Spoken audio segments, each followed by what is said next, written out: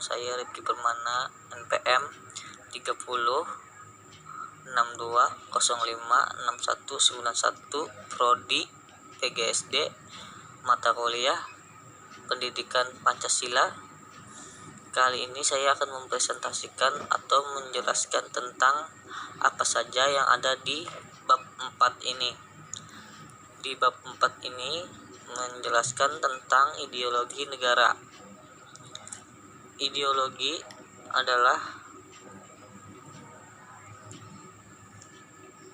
adalah seperangkat sistem yang diyakini setiap warga negara dalam kehidupan bermasyarakat, berbangsa, dan bernegara.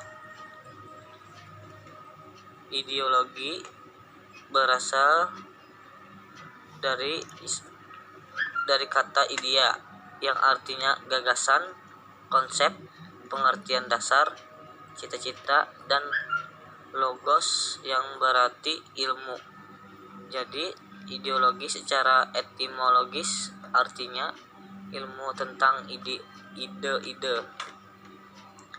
Ideologi menangkapkan beberapa komponen penting dalam sebuah ideologi, yaitu sistem arah, tujuan, cara berpikir, program, sosial, dan politik. Sejarah konsep ideologi dapat ditelusuri jauh sebelum istilah tersebut digunakan. Destutt de Trachy pada penghujung abad ke-18. Selanjutnya, Anda perlu mengenai beberapa tokoh atau pemikir Indonesia yang mendefinisikan ideologi sebagai berikut. Sastra Pradja. Ideologi menurut beliau adalah seperangkat gagasan pemikiran yang berorientasi pada tindakan dan diorganisir menjadi suatu sistem yang teratur. Tuerjanto. Ideologi menurut beliau adalah hasil refleksi manusia berkat kemampuannya menjaga jarak dengan dunia kehidupannya. Mukyanto. Ideologi menurut beliau adalah sejumlah doktrin, kepercayaan, dan simbol-simbol sekelompok masyarakat atau suatu bangsa yang menjadi pegangan dan pedoman kerja atau perjuangan untuk mencapai tujuan masyarakat atau bangsa itu. Selanjutnya, setelah memperoleh teori dan corak ideologi, maka kita perlu mengenali beberapa fungsi ideologi. 1. Struktur kognitif atau keseluruhan pengetahuan yang dapat menjadi landasan untuk memahami dan menafsirkan dunia serta kejadian-kejadian di lingkungan sekitarnya. Orientasi dasar dengan membukakan wawasan yang memberikan makna serta menunjukkan tujuan dalam kehidupan manusia. C. Norma-norma yang menjadi pedoman dan pegangan bagi seorang untuk melangkah dan bertindak. D. Bekal dan jalan bagi seseorang untuk menemukan identitasnya. E. Kekuatan yang mampu menyemangati dan mendorong seseorang untuk menjalankan kegiatan dan mencapai tujuan. F. Mendidik bagi seseorang atau masyarakat untuk memahami atau menghayati serta memolakan tingkah lakunya sesuai dengan orientasi dan norma-norma terkandung di dalamnya.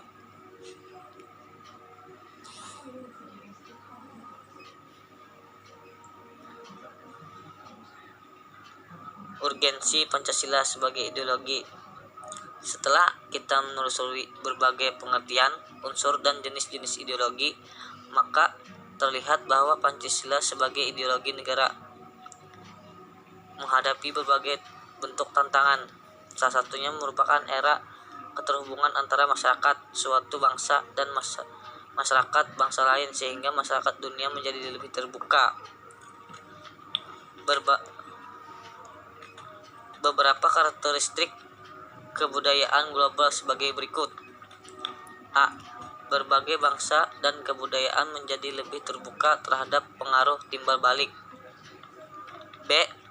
Pengakuan akan identitas dan keanekaragaman masyarakat dalam berbagai kelompok dengan pluralisme etnis dan religius.